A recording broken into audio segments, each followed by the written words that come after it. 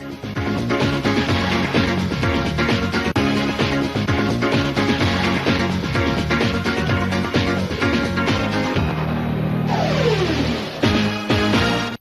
very good morning to you. Welcome to the Friday edition of the show. It's your weekend starter and Yemi Adebayo. Good morning and welcome. I'm Cecilia Amogbe.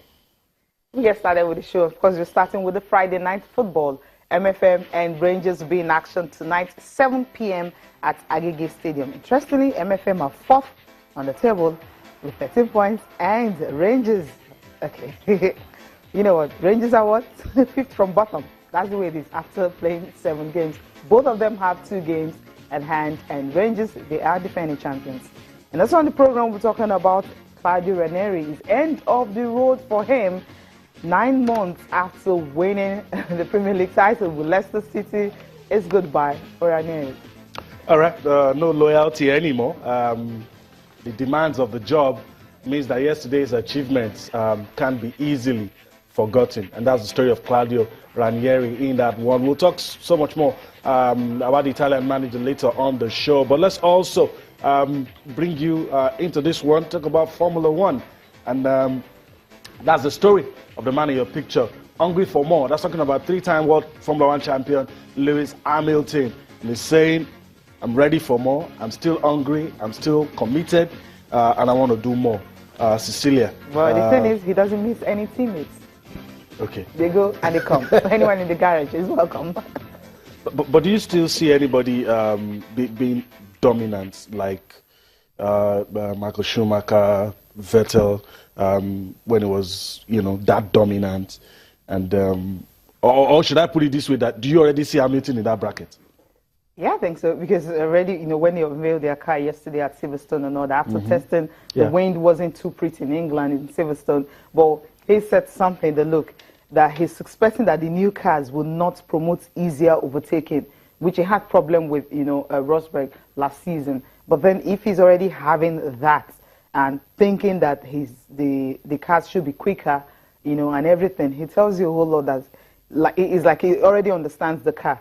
That's what it portends for Lewis Hamilton. Remember, testing is going to start 27th. That's this weekend. That's when testing as we approach the new season. So it tells you that's next week. Yeah, 27th. Wow, it's already ending. And the first race is going to be in Melbourne. That's Australia, March 26th. So it tells you that Hamilton already understands the car from the way he was, talking when they unveiled their new car. So it's a whole lot for him. And for Bottas, well. But what's going to be the story for this man? Is it come and play second fiddle? Is it fight with him all the way? Or what do you think is going to be Mercedes' strategy right now? Will Hamilton be the top man? And, they do it in cycling sometimes. You know the guy that you think is going to win.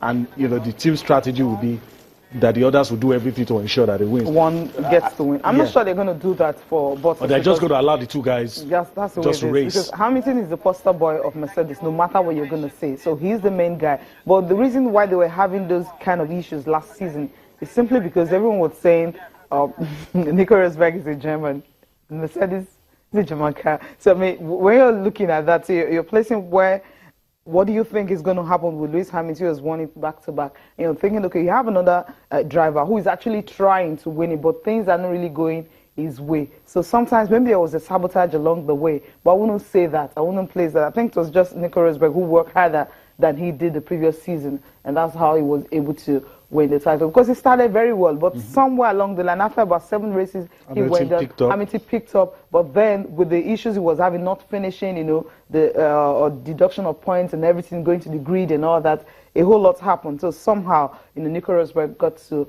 win it, and he's not here to defend the title. So it's all Hamilton to actually lose. Okay. That's if they have that fast car, because when you're having other cars coming up and saying, look, they may just be having the fastest cars this season, and Mercedes is saying they may just be having the fastest cars this season. So we'll just wait for March 26th in Melbourne. Once it starts, we're not going to have the fastest car. Yeah, but you can always trust that Hamilton will be adventurous, as he's used to.